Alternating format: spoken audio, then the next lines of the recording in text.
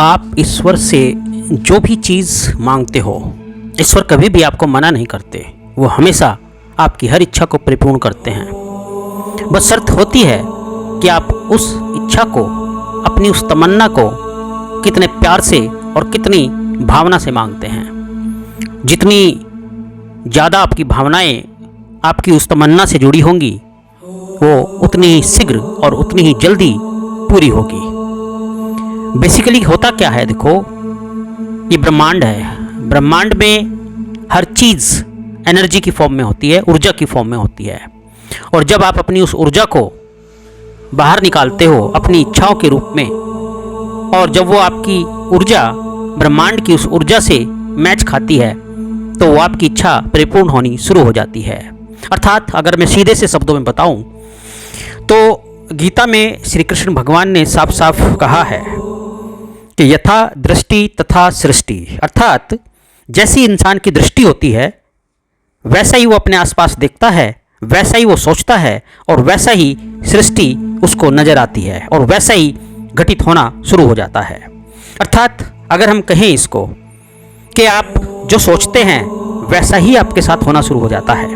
अगर आप गलत सोचते हैं, आप नकारात्मक सोचते हैं, तो आपके साथ वैसी घटनाएं होनी शुरू हो जाती हैं। और अगर आप सकारात्मक सोचते हैं, आप बढ़िया सोचते हैं, उत्तम दर्जे का सोचते हैं, खुद के लिए भी और दूसरों के लिए भी, तो वही उत्तम दर्जे का आपकी लाइफ में घटित होना शुरू हो जाता है।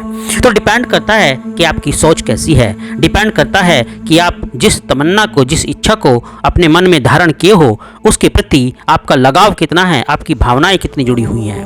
तो यहाँ डिपेंड सारा कुछ करता है आप पर कि आप किस लेवल का सोचते हो, किस लेवल की एनर्जी उसमें अपनी डालते हो।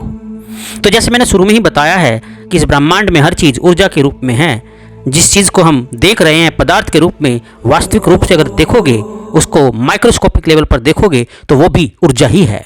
भौतिक विज्ञान का नियम कहता है कि यहाँ हर चीज़ एनर्जी है, और एनर्जी से ही मैच खाती है, तभी वो हासिल होती है। अर्थात भौतिक विज्ञान में इसको हम लोग बोलते हैं रेजोनेंस होना, जिसको हिंदी भाषा में कहते हैं अनुनाद होना।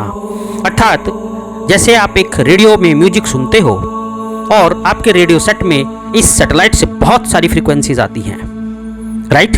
तो जब आपकी जो फ्रीक्वेंसी आप सुनना चाहते हो, जिस स्टेशन की, जिस चैनल की आप म्यूजिक सुनना चाहते हो, जब आप उस फ्रीक्वेंसी को डालते हो, तो वो ब्रह्मांड से आने वाली, अर्थात सैटेलाइट से आने वाली फ्रीक्वेंसी से मैच हो जाती है, और तुरंत जो है आपकी रेडियो सेट पर बहुत बढ़िया गीत संगीत सुनने को मिलता है। इसका मतलब वो फ्रीक्वेंसी और सैटेलाइट से आने वाली फ्रीक्वेंसी दोनों मैच कर गई। या दूसरे वे में अगर मैं और सरल भाषा में समझाऊं कि आप जब किसी से दोस्ती करते हो, तो आपकी दोस्ती केवल उन्हीं लोगों से होती है जिनसे आपके विचार मिलते हैं। विचारों का मिलना भी एक तरीके का रेजोनेंस हो गया है।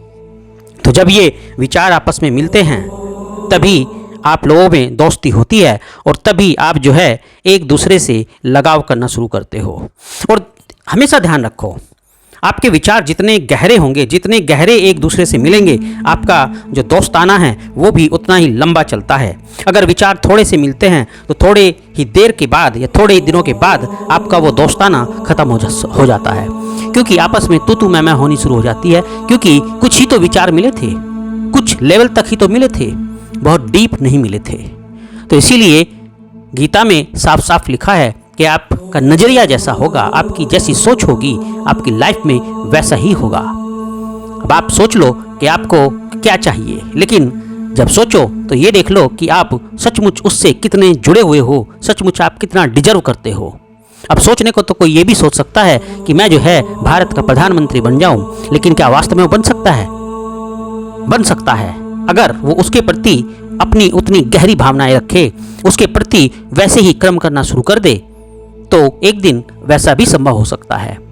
लेकिन अगर आपका जुड़ाव उसके प्रति नहीं होगा, आपका जो ऊर्जा का लेवल है वो उस लेवल का नहीं होगा, तो कदापि नहीं बन सकते। तो इसीलिए डिपेंड करता है सब कुछ हम पे, और हमारी इच्छाओं पर, और हमारी ऊर्जा के लेवल पर। तो इसलिए हमेशा सात्विक सोचो, अच्छा सोचो, अपने लिए भी, दूसरों के लिए भी, तभी आप दूसरों के लिए भी फ़ायदेमंद हो सकते हो, अपने लिए भी फ़ायदेमंद हो सकते हो, और जग का उद्धार कर सकते हो। तो इसलिए बोलो जोर से जय श्री कृष्णा। हर हर गोविंद, हे भगवान सबका भला करे, हमारा भी और सबका और जग का भला हो तभी सबका भला होगा।